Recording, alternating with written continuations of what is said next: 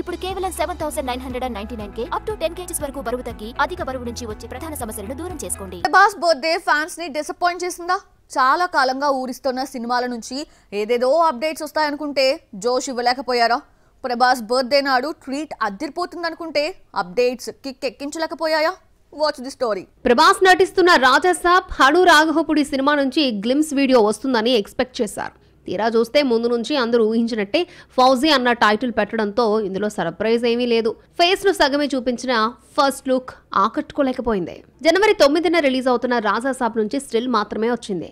Darling vintage look లో బాగానే ఉన్న సినిమా నుంచి ఫస్ట్ సింగిల్ లేదంటే ప్రోమో వస్తుందని ఫ్యాన్స్ ఆశపడ్డారు. రిలీజ్ కి రెడీగా ఉన్న సినిమా నుంచి కూడా నిరాశ తప్పలేదు. ఫౌజీ బ్యాలెన్స్ ఉన్న 40% షూటింగ్ పూర్తయ్యే నాటికి ఇంకొక 4-5 నెలలు పడుతుంది. ఈ లెక్కన సందీప్ వంగ స్పిరిట్ 2026 సమ్మర్ లో మొదలవుతుంది. ఎప్పుడో సెట్స్ పైకి వచ్చే సినిమాకు ఇప్పటి నుంచే సందడెందుకని ఎలాంటి అప్డేట్ ఇవ్వలేదు. కల్కి నుంచి న్యూ పోస్టర్ రిలీజ్ చేస్తూ త్వరలో కే సెట్స్ లో కలుద్దామని అప్డేట్ ఇచ్చిన స్పిరిట్ పూర్తయితే గానీ కల్కి 2 సెట్స్ పైకి రాదు.